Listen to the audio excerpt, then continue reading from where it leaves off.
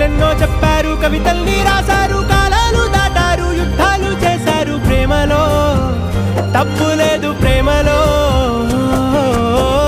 వేల వేల వెన్నెలంత నీదవాలి వెలుగునంత మోయమంటే నేను ఎంత రే.